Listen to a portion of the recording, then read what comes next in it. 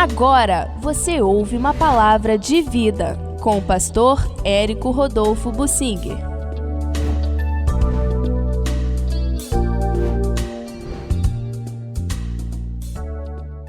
O Josué, no capítulo 24 do seu livro, um pouco mais para o final, lembra ao povo a grandeza de Deus para que esse povo de Israel não esquecesse de adorar a Deus. E é interessante como Deus fez isso em várias situações com vários dos seus servos. O apóstolo Paulo, no capítulo 20 de Atos, reuniu os líderes da igreja em Éfeso, onde ele tinha passado mais de 3 anos testemunhando do Senhor, e disse: eu estou me despedindo de vocês. Vocês agora se esforcem, porque a coisa vai apertar para o lado de vocês. Em 2 Timóteo, Paulo diz que ele estava se despedindo. Ao seu filho Timóteo: eu completei a carreira, guardei a fé, e agora já a coroa da justiça me está esperando. E ele estava preso e sabia que seria julgado, estava chegando o seu fim. O Moisés se despediu do povo, chamou Josué, apresentou Josué e, enfim, passou a responsabilidade. O Josué também, no final, chamou o povo, convocou para se despedir. Davi, quando estava no final, colocou o filho Salomão no trono e depois chamou o povo todo, exortou o povo, exortou Salomão a que ficassem firmes no Senhor. Deus, em muitas ocasiões, faz isso acontecer. A ceia do Senhor é um memorial para a gente se lembrar do que aconteceu, como Jesus derramou seu sangue por nós, para a gente não voltar mais ao pecado.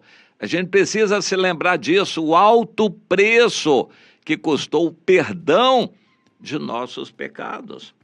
Mas eu quero focalizar agora o capítulo 24 de Josué, que se deu quando ele já estava bem velho. Depois reuniu Josué todas as tribos de Israel em Siquém e chamou os anciãos de Israel, seus cabeças, seus juízes e os seus oficiais. E eles se apresentaram diante de Deus. Interessante, Josué convocou, mas a assembleia era para Deus. Eu gosto de trabalhar assim, não de qualquer jeito, uma reunião onde vai quem quer, do jeito que quer. Nós convocamos os líderes, os irmãos, esses e aqueles, nós convocamos. A reunião é para Deus. Deus, através de nós, os líderes, convoca os que estão compromissados. Há pessoas que nunca se sentem convocadas. Eles vão quando querem, quando bem entendem, fazem o que querem, sem compromisso. Mas Deus está valorizando os compromissados. E Josué, então, os convocou e eles todos vieram. Então, versículo 2, Josué disse a todo o povo: assim diz o Senhor, Deus de Israel. E passa a falar. Lá na época de Moisés, Moisés tinha dúvidas a respeito da sensibilidade espiritual do Josué, se ele seria capaz de ouvir a voz de Deus. Daí a exortação: Josué, seja forte, corajoso, para cumprir toda essa palavra. O Moisés tinha dúvidas se o Josué ouviria a Deus, e então recomendou: o Josué, você vai andar em comum acordo com Eleazar, que é o sumo sacerdote, o Arão já tinha morrido, e o Eleazar vai consultar a Deus por você, e Deus vai responder para você poder obedecer. Mas adiante aquilo não foi mais necessário, porque o Josué treinou o ouvido dele a ouvir a voz de Deus. Interessante. A atuação do Espírito Santo em nós, o derramamento do Espírito Santo foi para isto. O batismo com o Espírito Santo é necessário para isto, para nós nos sintonizarmos com o Espírito de Deus, o Espírito Santo, e efetuarmos curas, milagres, profetizarmos, ensinarmos, usarmos a fé abundantemente. O poder do Espírito Santo está ao nosso dispor, ao nosso alcance, através do nosso espírito, mas temos que buscar. Temos que exercitar a sintonia do nosso espírito com o Espírito de Deus. E como a gente faz isto? Reclusão à parte, um local à parte, um ambiente à parte, você e Deus, procurando ouvir a voz de Deus, sintonizar o seu espírito com o Espírito de Deus. É necessário esse momento de adoração, busca do Senhor. Você entende isso? Você tem esse momento assim, a sós com Deus, em que você pode ouvir Deus? O Josué, no início, era pacato, obediente a Moisés, e Moisés não tinha indício nenhum de que Deus falasse com o Josué, porque também não precisava. Deus falava direto com Moisés, e o Moisés recebia a palavra de Deus. Ele não tinha indício nenhum de que Deus falasse também com o Josué. Interessante, Moisés não acreditava que Deus falasse com o Josué. Mas logo, logo, o Josué sintonizou com Deus e virou um profeta de primeira. Deus falava direto com o Josué. Então, nesse texto aqui, o que Deus falou com o Josué? E Deus começou a contar a história. Antigamente, vossos pais, Terá, pai de Abraão e de Naor, habitaram da além do rio Eufrates e serviram a outros deuses. Eu, porém, tomei Abraão, vosso pai, da além do rio, e o fiz percorrer toda a terra de Canaã, e lhe multipliquei a descendência, e lhe dei Isaque. E aí Deus passa a falar através do Josué, contando a história do povo de Israel. Habitaram no deserto por muito tempo. E daí o Senhor os trouxe para a terra dos amorreus, da além do Jordão. E ali tiveram outras experiências com o Balaque, rei de Moabe, onde apareceu o Balaão.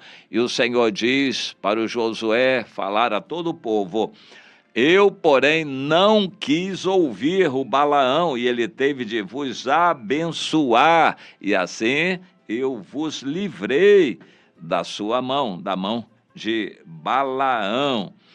Deus nos livra dos ataques do inimigo, e o Senhor entregou todos aqueles adversários, heveus, girgazeus, cananeus, heteus e todos eles ali, aqueles povos, 7 nações, nas mãos de Israel. E disse: eu entreguei aquela terra de Canaã, dei-vos a terra em que não trabalhastes, cidades que não edificastes, e habitastes nelas, e comeste das vinhas e dos olivais que não plantastes. Agora, pois, a exortação. Então Deus fez um histórico para lembrar. Isso é importante, meu irmão, você lembrar do que Deus fez na sua vida. É importante você lembrar, minha irmã, do que você já passou, de como Deus agiu na sua vida, quanta coisa Ele fez, o que Ele mostrou, o que Ele falou. Isso é importantíssimo. E então, agora vem a exortação. Agora, vocês se lembrando do que aconteceu no passado, agora vocês tenham temor a Deus, tenham medo de Deus. Sirvam o Senhor com integridade e fidelidade. Joguem fora os deuses aos quais serviram os pais de vocês, da além do rio Eufrates e também no Egito. Mas, se parece mal a vocês servir ao Senhor, então escolham já hoje, mas se definam a quem vocês vão servir. Se aos deuses a quem serviram os pais de vocês da além do Eufrates, ou os deuses dos amorreus, vocês escolham. Eu e a minha casa já decidimos, nós vamos servir ao Senhor. eu e a minha casa serviremos ao Senhor. Você precisa repetir isto. Mas a maioria dos crentes não controla nada na sua casa. A casa vai ao léu. E a mulher já não manda na casa, já está separada do marido. Ninguém sabe quem manda na casa ali. Quem é que pode falar? Eu e a minha casa serviremos ao Senhor. A minha casa é para ter culto, não é para ficar com a televisão ligada na sala o dia inteiro, não. A minha casa é para ter culto a Deus, um ambiente de evangelização, de oração. A minha casa eu consagro a Deus. Você pode falar isso? Homens, que homens têm que mandam na casa ou são autoridades na sua própria casa? Porque ali todo mundo manda. Infelizmente, os tempos são difíceis, mas é bom a gente lembrar o que Deus fez na nossa vida. Trabalhou o nosso passado, nos libertou de onde estávamos, para que hoje servíssemos ao Senhor verdadeiramente, de todo o coração. O Senhor fez coisas maravilhosas. Então o povo lembrou, não, nós também vamos servir ao Senhor. O Senhor nos tirou do Egito, operou tudo isso, é um Deus maravilhoso. O Josué enfatizou, não, desse jeito não, vocês não vão poder servir a Deus, a menos que vocês joguem fora todos os ídolos, imagens e coisas do coração de vocês. Eu quero de alguma forma fazer um paralelo com essa palavra.